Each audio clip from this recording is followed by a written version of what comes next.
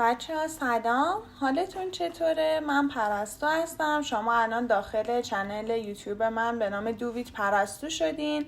امروز با هم دیگه میخوایم یه غذای خیلی خوشمزه درست کنیم به نام باقالی قاتق که یه غذای شمالیه. خب بچه‌ها من الان به باقالیم که به این نوع باقالی میگم پاچه باقالا 5 حبه سیر اضافه میکنم. بعدش شوید رو اضافه میکنم.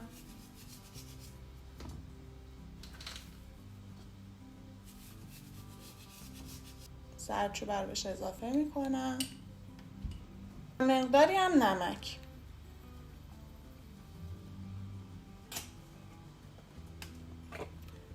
بعدش روغن رو هم بهش اضافه میکنم. ما باید باقالی و موادمون رو با هم دیگه خیلی تفت بدیم، چون هرچی بیشتر تفت بدیم بوی باقالی گرفته میشه و در واقع خورشت ما جا افتاده تر و خوشمزه تر در میاد. حدوداً به مدت 10 دقیقه تا یه رو مواد باقالی ها رو با هم دیگه تفت میده.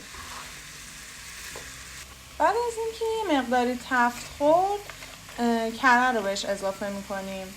توی غذای شمالی حتما باید کره اضافه بشه چون یه طعم و عطر خوبی به غذا میده.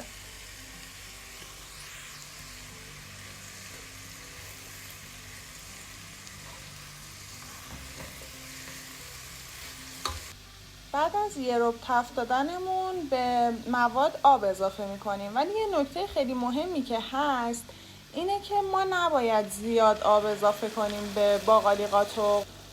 کم کم آب اضافه میکنیم به خاطر اینکه نمیدونیم باقالیمون خوش پخته یا نه. من 3 لیوان الان اضافه میکنم که یه ذره روشو بگیره و منتظر میمونم که ببینم باقالیم پختش چطوره. اگه زود نرم و به اصطلاح حلوایی بشه دیگه آب اضافه نمی کنم.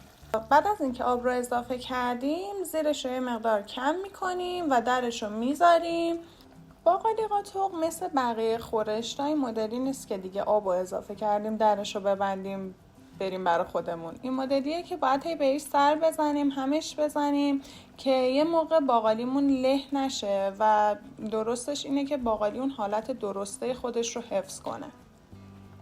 بعد از 10 دقیقه یکی از باقالی ها رو تست کردم و دیدم که یه مقدار سفته، به خاطر همین باز آب بهش اضافه میکنم.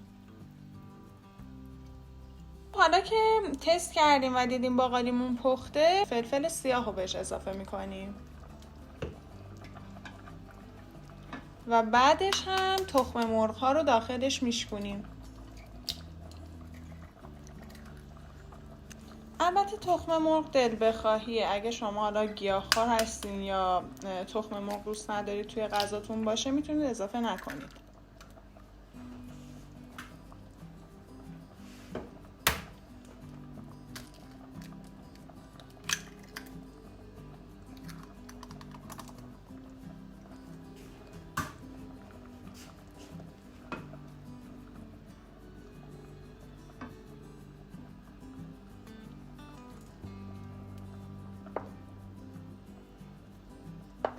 باقالی قاتق ما آماده شده. تخم مرغمون کاملا خودش رو گرفته و حالا زیر شعله گازمون رو خاموش میکنیم و اجازه میدیم که همینجوری با در بسته بمونه. یه مقدار خودش همینجوری که داغه و زیر گاز خاموشه جا میفته.